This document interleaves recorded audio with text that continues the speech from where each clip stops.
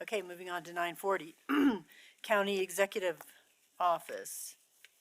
Nicholas, are you here? There you go. Good morning.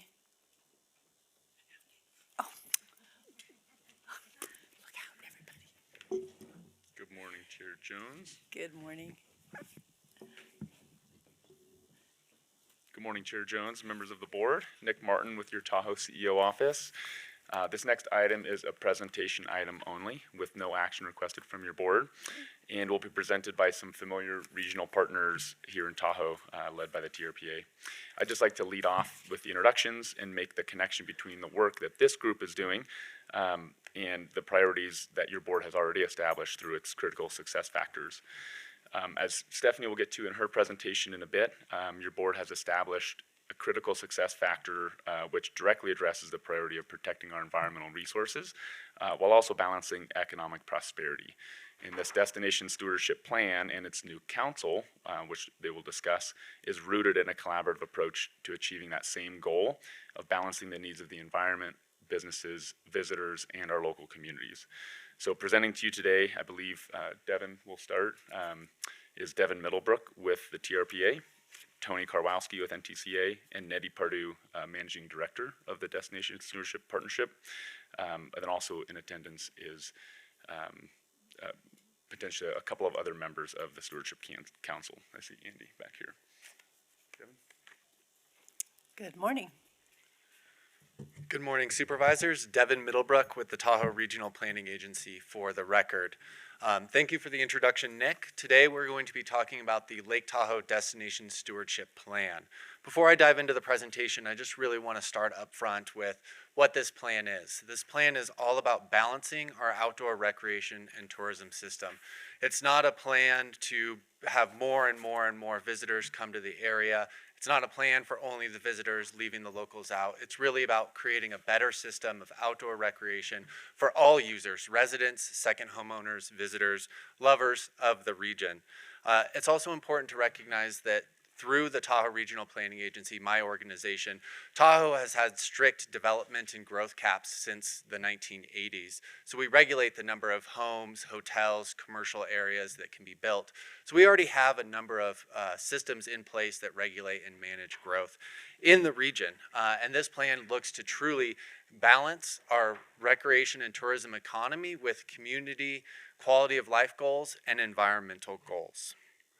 Before we talk about what's in the plan, I really wanted to highlight some of our recreation trends so we have a shared understanding of what's going on in the Tahoe region.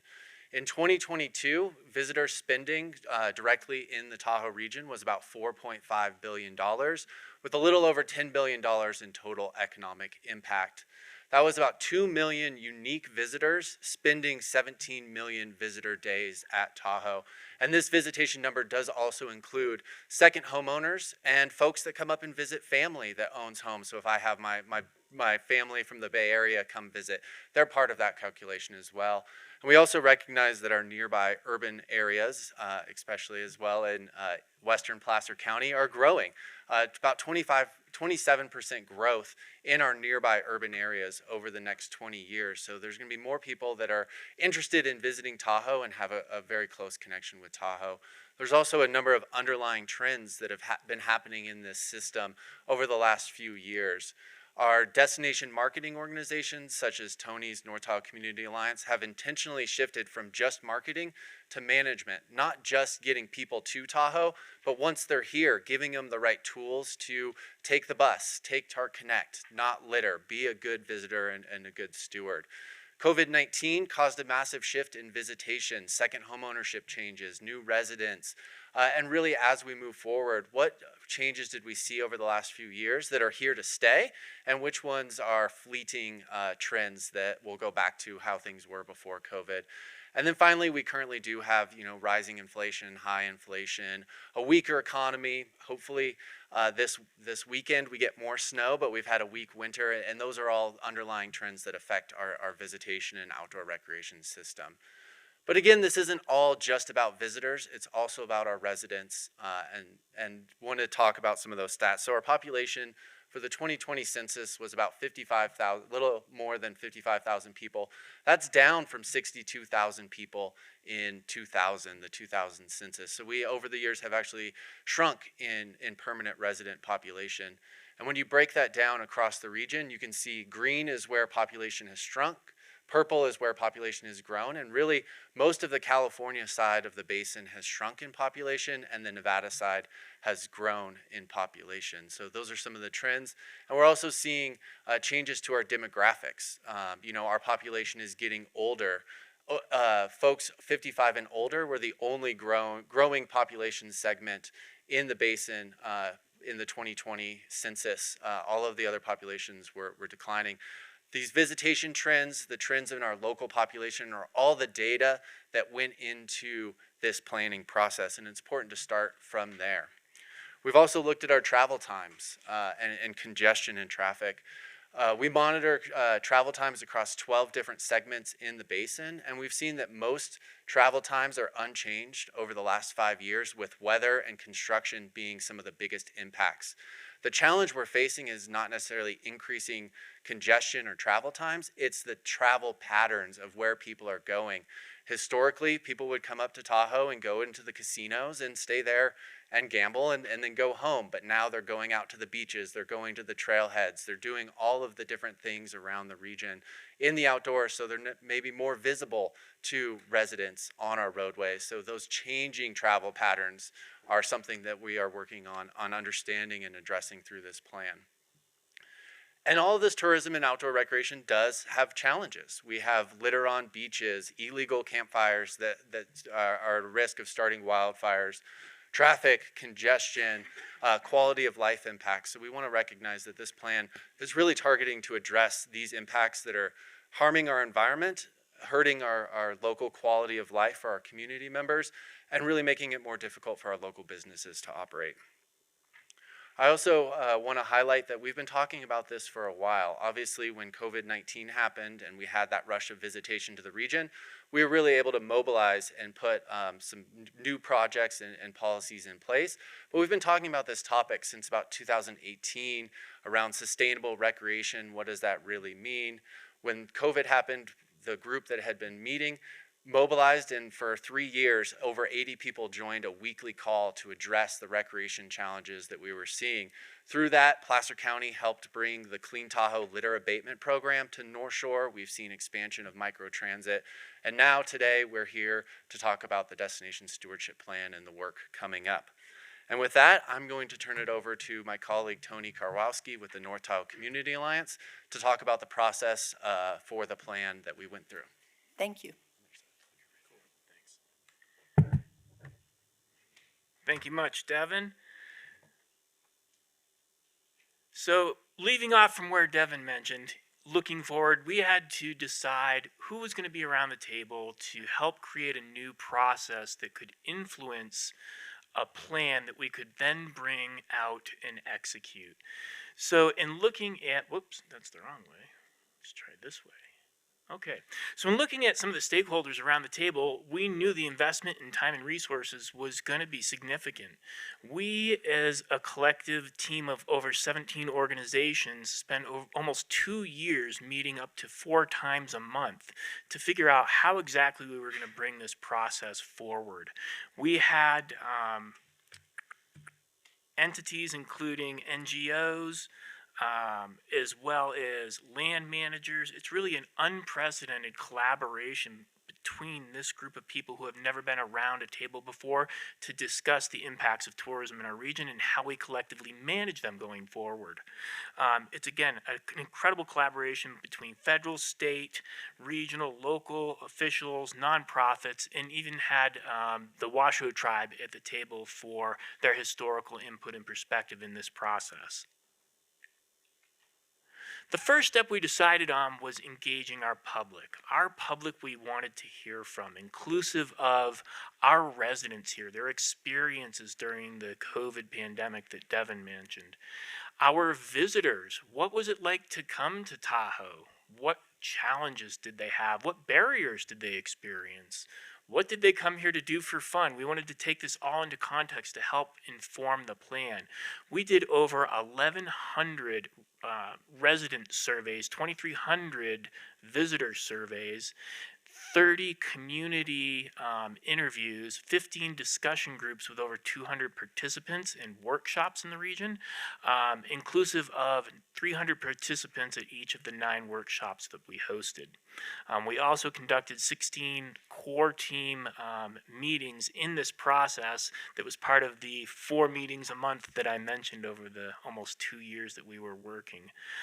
What we found was some significant information and data, both collected from the resident perspective and from the visitor perspective. One of the biggest measures that we had in this we want to share with you is our quality of life rating here in the basin. Quality of life rating for our residents was 4.5 out of 5, 5 being extraordinary, 1 being poor. This is a great number for us as a community. That means people appreciate where we live. They have a great amount of pride for living here, and they want to share that with other people as they come to visit us. However, very few are seeing how tourism contributes to their specific quality of life. Only 21% of the residents agree that tourism and recreation support the quality of life and strong sense of community here. So there's a little bit of a gap between the quality of life rating and how people understand tourism helps provide some of the resources that we enjoy here locally.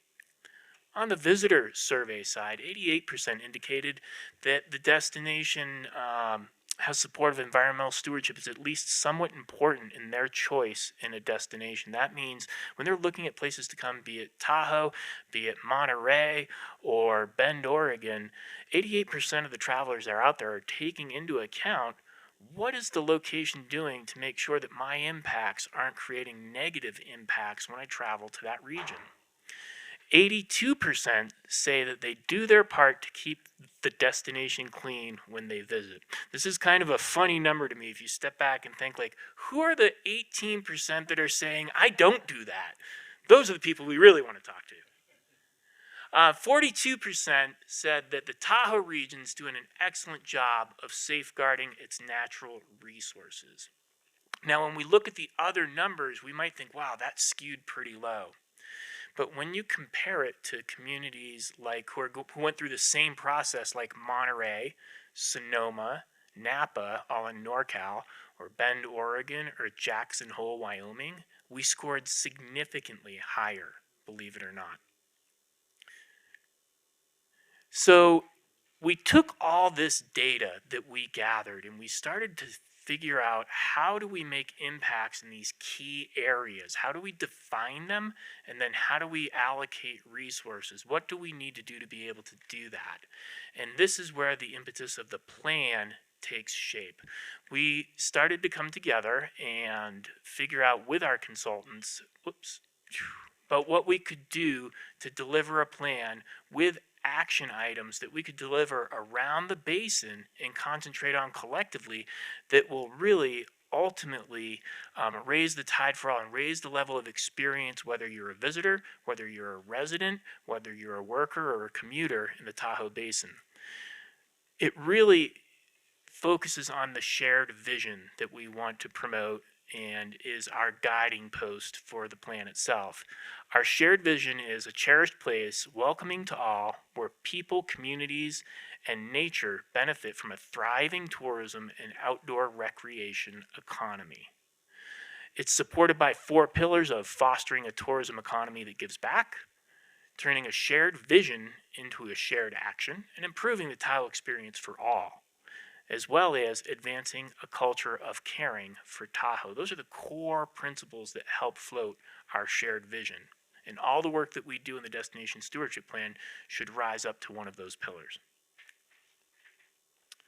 Next up, we're going to talk a little bit about turning the plan into reality. I'm going to invite up our managing director of the Tahoe Destination Plan, Nettie Perdue. It's the big gray one to move it forward. Good. Most important. Hi, good morning, and thanks for having us today. I'm Nettie Perdue, and I am the new Managing Director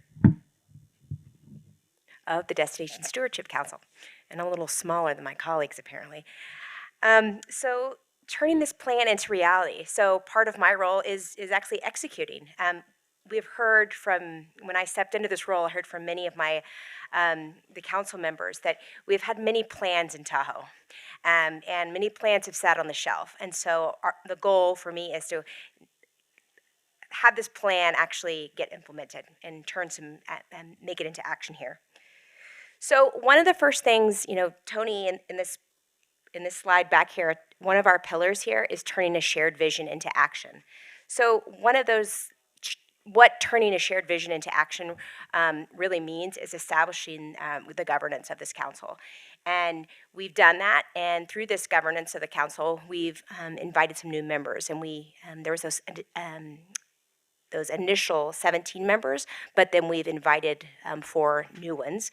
That would be Palisades and Vail and California State Parks and Nevada State Parks. And we also look at that, the membership is fluid, right? If there are people not represented on the council, Douglas County is not on there, and they're actually now on the council or on one of the action teams. The Economic Vitality Manager will be beginning to attend some of those meetings. So we are continuing to open up the membership on the council. We need to, we initially created the charter, but that will be growing too. So we've hired the managing director, which is myself, to help implement on this plan. We've secured funding and resources, and I'll talk about that in a few minutes. And we've established the action teams, and those action teams are off and running and beginning work plans and developing and deploying a communication strategy. So here's the structure, and I want to, this actually isn't proposed anymore. This was approved by the council a couple weeks ago, but that slide didn't get updated. So this is the structure of the council and the action teams. And I do want to underscore here that we are not a nonprofit. This is the current structure, and we are volunteer participation. My position is paid, but this is not a nonprofit. So council members are voluntarily participating. We have an executive committee. We have my position. We have a comms and messaging committee, which was before during the formation of the plan. We had a PIO group that was gathering, and this was members across the basin, and that group is now our comms and messaging committee. Underneath here in the colored boxes, those are our 4 pillars, actually 3. The 4th is the governance, but these are the 4 pillars. The blue is the foster a tourism economy that gives back, and so we have a action team that's tackling the economic benefit of the plan. So, Tony talked about how that 21%, only 21% of residents see the value of tourism, and so we'd like to shift that number, so locals really begin to see the value of tourism. The second pillar is advancing a culture of caring for Tahoe, and we have a Take Care Tahoe Stewardship action team that's off and running. And then the 4th pillar is the improving the Tahoe experience for all. So this is essentially this operational piece. How do we show that we're managing those visitors better who are coming into our beautiful natural resource through recreation infrastructure, managing recreation infrastructure, peak demand management, and waste management. So those action teams are off and running, and they have each of them have a code lead, and they're again, starting some of that implementation work of the plan. This is a slide to demonstrate how we're better managing the natural resources. You can see TARC Connect up here, and you can see this bottom picture is the Sea Climb project, which is about better public access. And of course, the TOT TBID dollars at work.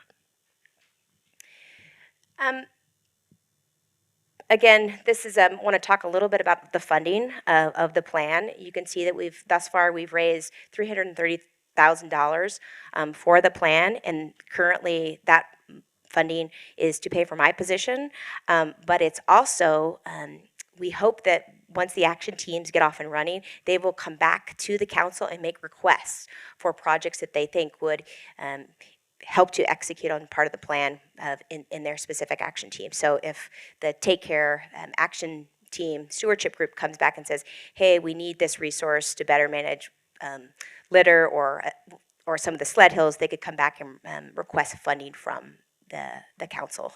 And so currently, given that my role is so new and only been around for 4 months, putting together a budget that those action teams can come and request funding for.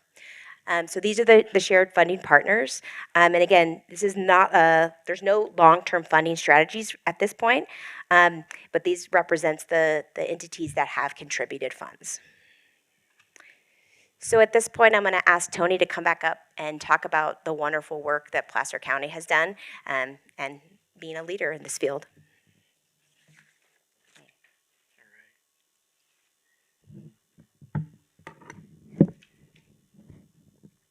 All right, thanks so much, Nettie. I appreciate that. And, as you can see, this is a collaborative effort we're up to now 30 partners on the entire council.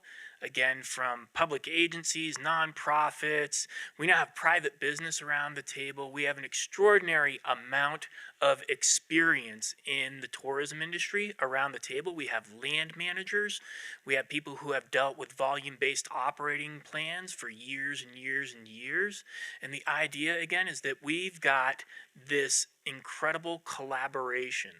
And what we can do together is really influence and change the experience for everybody around Lake Tahoe. And what I wanted to highlight in this last slide here is that we're talking about this stewardship plan, and stewardship in Eastern Placer County is not a new theme. If we go back to 1997 and the inception of the North Lake Tahoe Resort Association and an agreement with Placer County and a ballot measure to increase TOT in our region from 8% to 10% and utilize that 2% to go back to infrastructure that helps support tourism in our region, that is an impetus of stewardship and putting resources in place so that when the rubber comes to meeting the road here in Eastern Placer County, we can say we're actually doing something about it. And we've had the pleasure as our former organization and our current organization to be in and around both the capital Investment and Transportation Planning Committee and the CAP Committee as well, in giving and providing resources and feedback to the Placer County Board of Supervisors on projects and programs that align with our tourism master plan going back to 1997, involving tens of millions of dollars of improvements in our community. So thank you to the board for the support over the years and in the engagement, and also in all the supporting agreements that we've had between our organizations that allow us to do things like this. More recently, I'd like to point out that with the Tourism Business Improvement District Agreement, where we self-assess in Eastern Placer County to fund our destination marketing and management organization, the NTCA now, it freed up 2.1% TOT, which is roughly between $4 and $5 million a year to go back to workforce housing and transportation projects and programs in our region. We've supported so far with those funds things like Dollar Creek Housing for long-term investments in workforce housing, medium-term investments including the Workforce Housing Preservation Program, which is a down payment assistance program that's designed to create a secondary market with deed-restricted properties that locals can afford to buy into.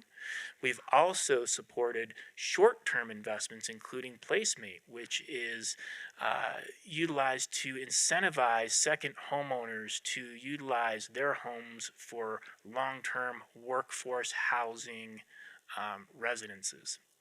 In addition to that, we've also developed the TBID TOT Dollars at Work grant program with our 4 committees and our 4 different funding buckets to put these dollars into action, both from TOT, recommending through our committees projects and programs to this board for approval, as well as TBID dollars through our committees to our NTCA board of directors for final approval and execution of those dollars. So other things that we've supported in the transit world, we've supported our local transit system, our microtransit investment, TART Connect, as well as we've provided peak period park and ride opportunities and parking lot plowing services for ease of access to our local transit via these parking facilities. So this is just the beginning. We've just been barely a year into our new framework of our TOT and TBID Dollars at Work program.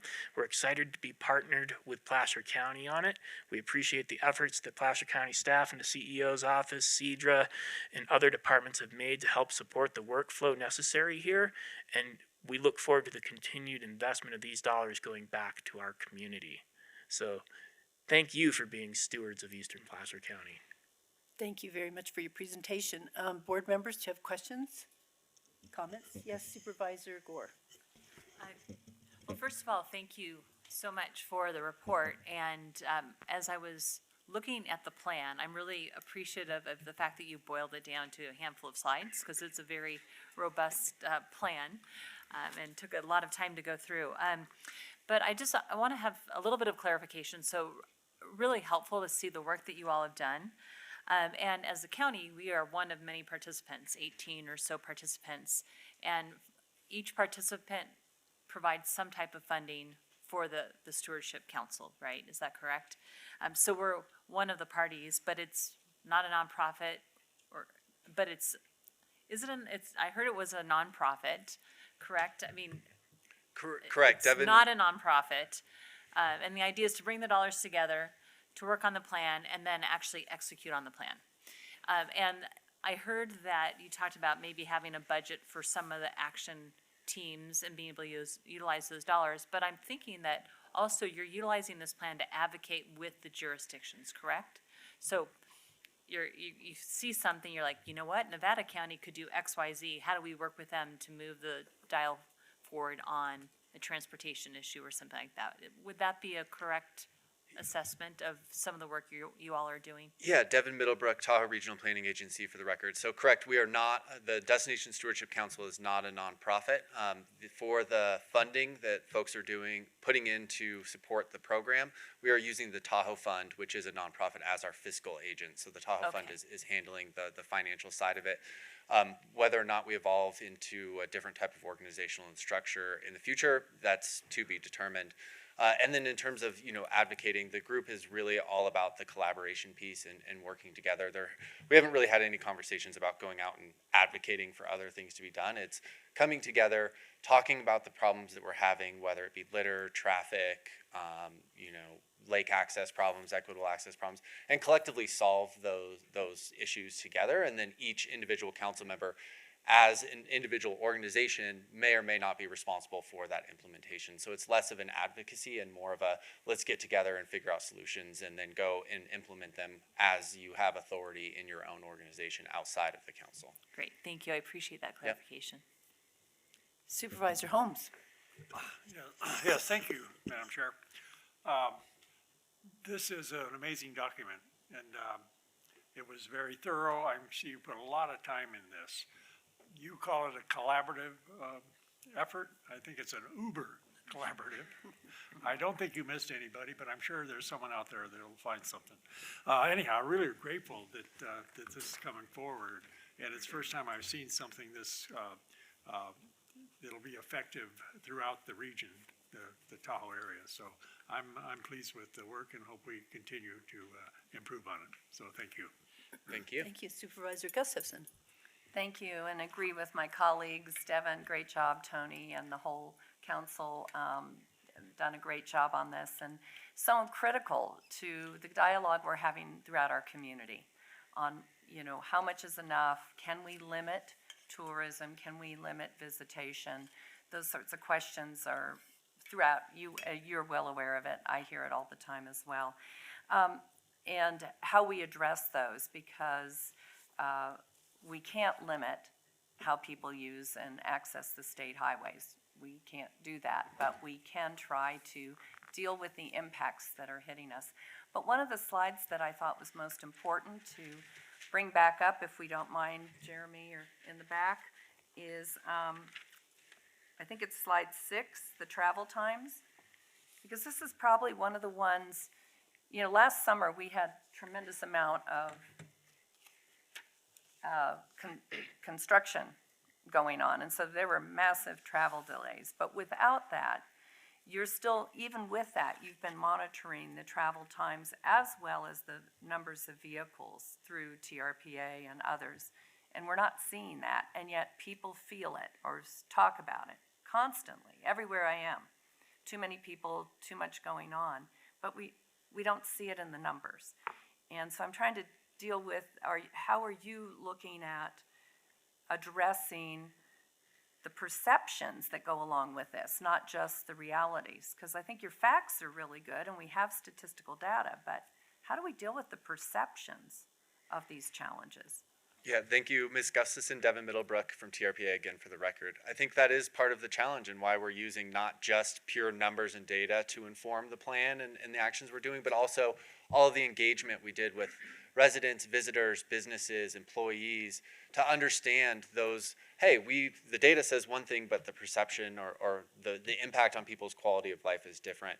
And the way we're thinking about this piece is, oftentimes, as I mentioned in the presentation, those travel patterns have changed. Instead of going to the casinos where they have nice big parking lots and parking there and doing your vacation, you're out at trailheads and beaches and skiing and all that, and those locations don't necessarily have the infrastructure in place to handle that. So instead of, the impact across the travel times hasn't changed, but it's those acute pieces and those hot spots at certain recreation areas in certain times of the year that we can then start to zoom in on to do solutions in terms of, do we need more trash cans at certain beaches? Do we need to put a bathroom somewhere? Where do we need those critical bike path connections? Where does TART Connect need to serve? So I think we can recognize the overall data that's going into it. Isn't necessarily saying there's worse congestion, but recognize in reality, it's the changing of those visitor patterns that have made things different. And that's what you pick up on, that's what I pick up on, that's what the general residential population picks up on. And we're looking at those pinpoint areas to solve those pinch points in the system. And with that, do you have intention, or have you had discussion about tracking more of those types of statistics? How many people have been at the state beach? I mean, Sand Harbor is a great example of huge impacts at times, and they collect fees. But there's other beaches where we maybe don't have that statistical data. We know only what it takes to get into the beach, maybe here at this beach, but so many people walk in. So how do we kind of document those issues? Yeah, I'll hand it to Tony because I know he's doing a lot of work around data, but I will just mention, as part of all of the work that's going on here, we've been working with the Desert Research Institute, and they're working on creating an outdoor recreation monitoring framework for the region. Not only do we have some sites that just don't have data versus some sites that do, you'll have state parks, they count visitors different than the way the Forest Service counts visitors. So even across sites and land managers, it's hard to compare. So we're working with the scientists at Desert Research Institute to recommend a better monitoring framework moving forward. And then I know Tony's been working on a lot of data as well. Yeah, I mentioned at a board meeting a few months back that the NTCA is pursuing actively an organized dashboard that we could share publicly that highlights visitation, traffic patterns, all the concerns that we hear and see. We're very close to launching that. We're actually going to have a preview from our dashboard provider at our board meeting the first Wednesday in March. So if you'd like to see that, please come to the NTCA board meeting. I think going back to the individual concerns that we have in the area, Supervisor Gustafson, I know when we think about traffic and we think about parking and we think about how do we manage demand in our region, I think, the Destination Stewardship Plan and the group itself has had like an evolving conversation around that. And it's involved, public entities, it's involved the state parks, the Forest Service. They manage so much land around here, and having them gain the insight from particularly the private sector. And two of the examples I'd like to point out in the private sector in our region are how the two major ski resorts in North Lake Tahoe have chosen to implement parking plans this year to help curb backup on our roadways during peak demand travel to the resorts, both to and from, that have made an incredible difference year over year in our traffic patterns.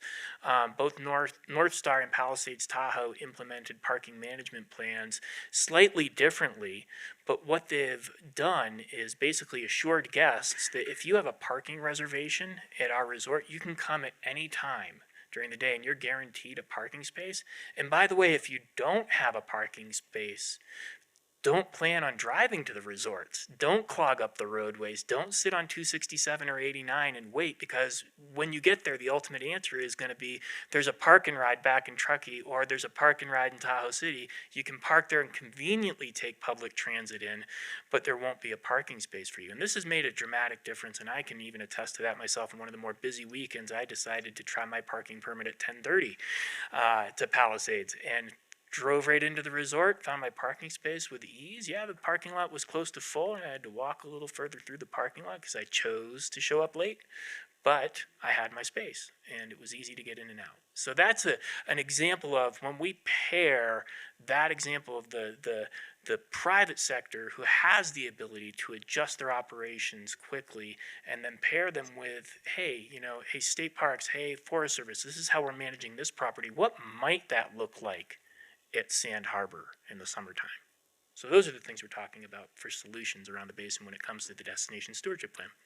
Great. Well, I appreciate getting and looking forward to seeing the data, because I do think that data really helps inform good public policy decisions, and not responding to panic or subjective information, but really looking at the objective data to see how we can change those patterns. And there's, a whole list of things that I think would be helpful for people to better understand, especially as we look at housing values, cost of housing, when so many have been driven out. When the chart before this was how old we're getting, and I'm thinking it's because young people can't buy in here, right?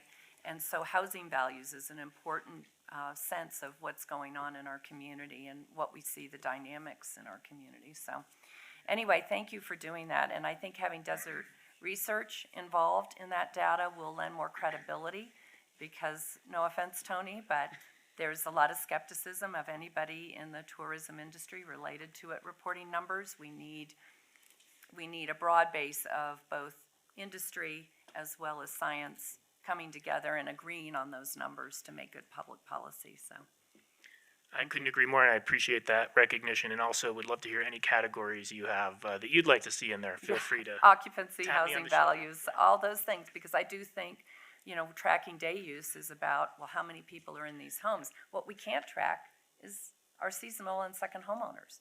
They use their homes a lot, and they bring guests a lot. And, we know short-term rentals, but we don't know our seasonal residents who are very valuable to our community. So anyway, thank you. Okay, any other comments by board members?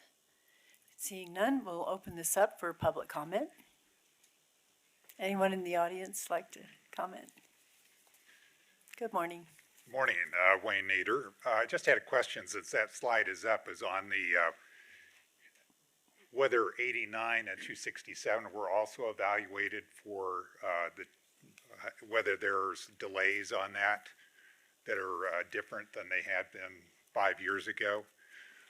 I am finding it difficult to believe that there really hasn't been much of a change in the last 5 years, because we had the post-pandemic surge of people coming up to the area. So that seems a little bit counter to what we're hearing here.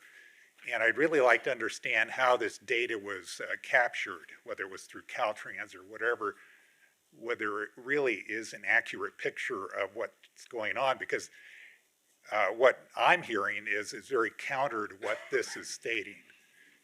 Obviously, it was also mentioned that there's a population growth going on both in Reno and also down in the Roseville area, giving more access into this area. So I think there's a surge coming already, and has been in the last 5 years. So I'm just not sure this is reflecting that. So I'd like to see if we could get some answers on, again, especially 89 and 267, which gets plugged up pretty easily.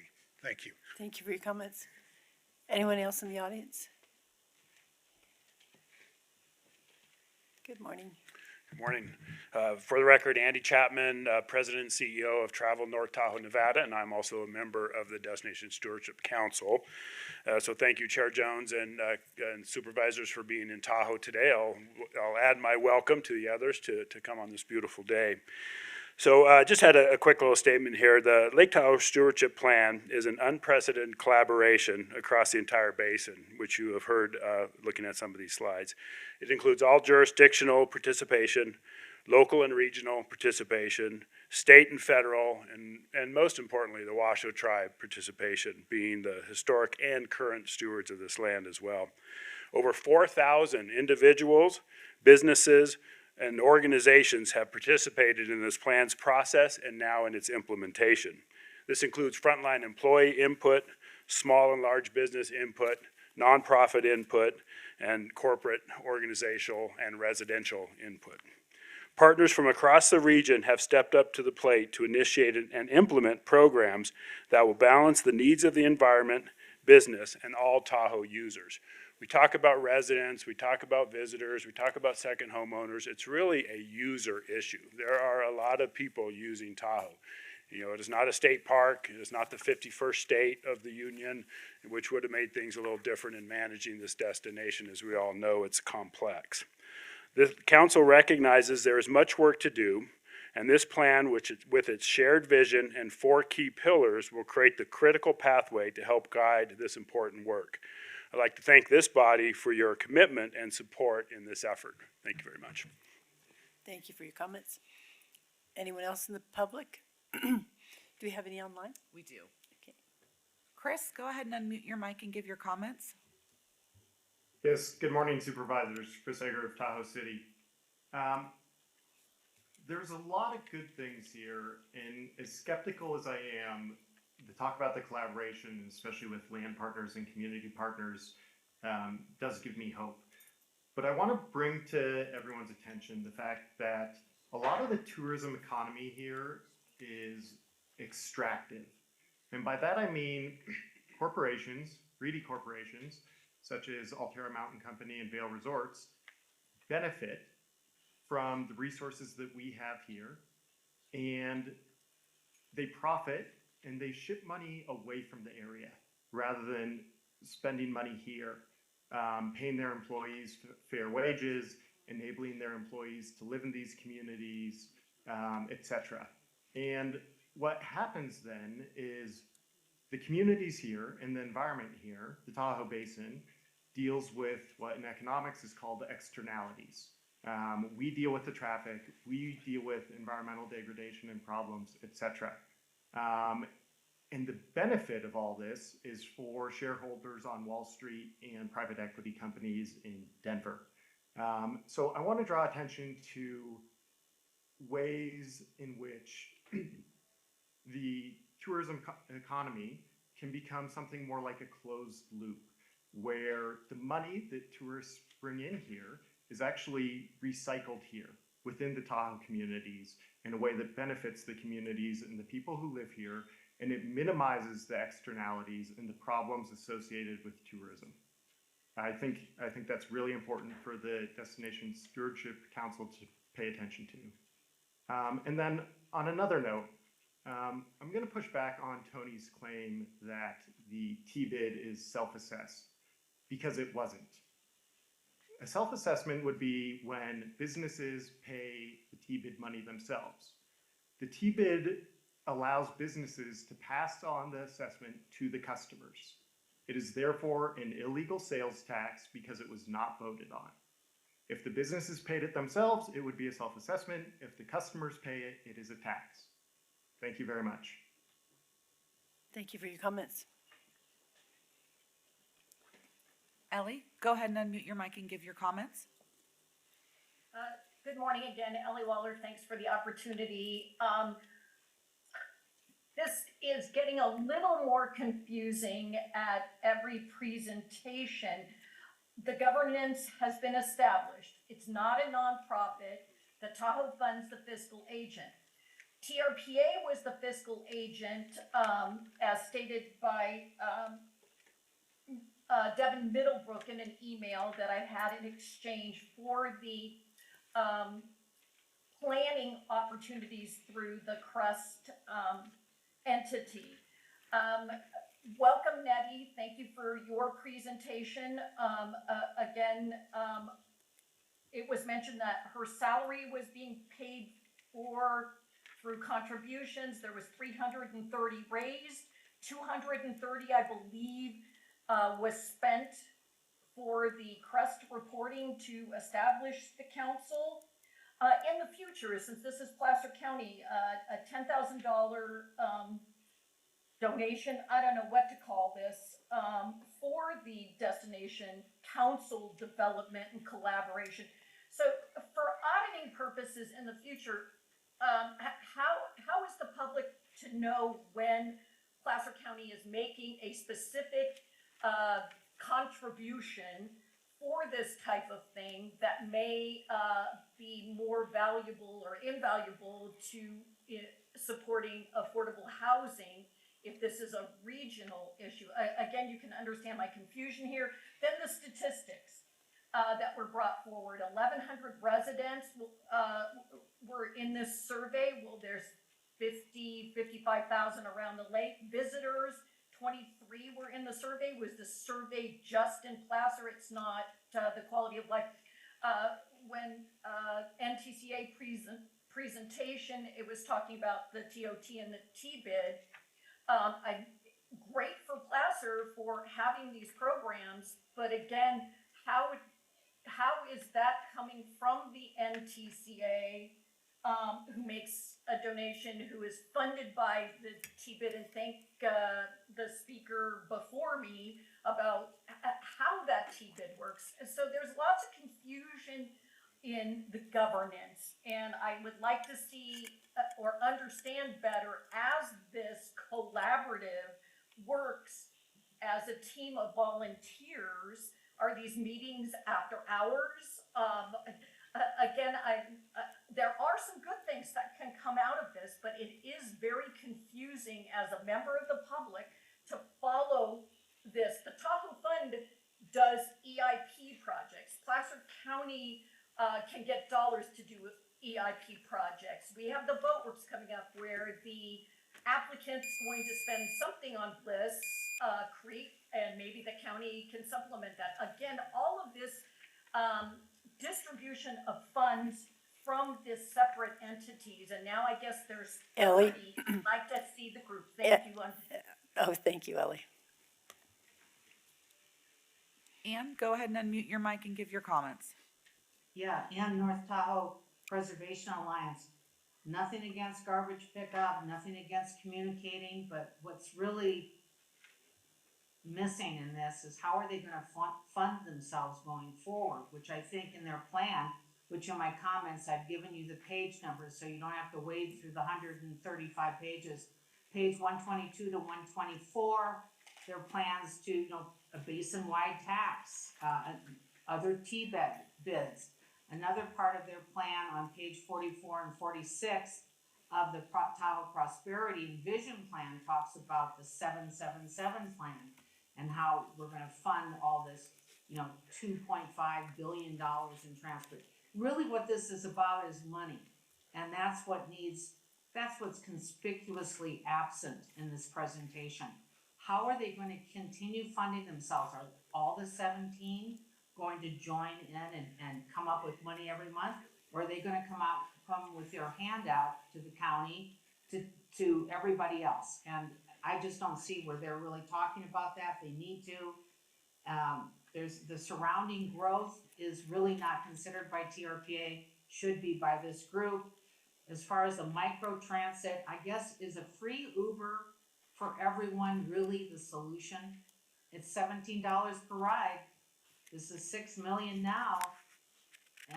Anyway, I think it needs to be more transparent. I don't want the Tahoe Fund handling the money, really. This is public money, really. So, but maybe, I don't think people really know about this, even though they say they've had the great outreach. I've been at 2 of the meetings and they weren't well attended. Thank you. Thank you for your comments. Okay, no further comments. I'll bring it back to the board. Any further comments by the board? I think we had a couple of questions. I don't know if Devin wants to address the traffic and the Lake Okay. Tahoe info site. Good idea. Thank you, Ms. Gustafson. Devin Middlebrook, TRPA. For the record, I believe there was one question about this slide that's up in travel times. The data sources are traffic counters from Caltrans and INDOT. We also do additional traffic monitoring from there, and we use a number of computer software programs that have other real-time data involved as well. I wasn't sure quite about the 89. The feeder routes, you can see that all of the basin entry points, including 89 up to Truckee, are included in those 12 travel segments. We really did see, those travel times haven't changed much. That means there still are travel times. Just over the last 5 years, there hasn't been a huge spike one way or the other on those. And I do think, Devin, just because I look at this often, is Lake Tahoe Info is a site that the public should be more using because it does track the data going back much longer than 5 years on traffic volumes on 89, 267, 28, Highway 50. And so that's on the TRPA. Yes, you can go to laketahoeinfo.org, and there's a transportation monitoring dashboard which has all of our traffic data, bike trail counts, traffic counts, all of that is available. And it's you can Caltrans explore and more. NDOT data, Correct. correct? Correct. And then there was a question about TRPA fundraising, the Tahoe Fund. So there's two distinct buckets. There was the planning process to develop the plan. That project was run by TRPA as the fiscal agent. We contracted with a consultant. The next phase for the actual implementation of the plan is a different bucket of money that is managed by the Tahoe Fund. So the money we were talking about in this presentation, the $330,000 that's been raised to support NETI staff time and project implementation, is through the Tahoe Fund, separate than the actual planning process. So there's two buckets there. Anything else that I missed? No, that was it. And then I don't know if we want to ask County Council, because this board approved the T-bid, and there was a comment made that it's an illegal tax, but I believe that we approved both T-bids, both the one in Olympic Valley that's separate and apart, and then the overreaching North Lake Tahoe T-bid, and that's legal. Yes, the T-bid is a process that is outlined in statute and is perfectly legal. The process that was undertaken to approve that was also legal. This is not any illegal sales tax. Thank you. Okay, seeing no more questions. That was, thank you for the presentation.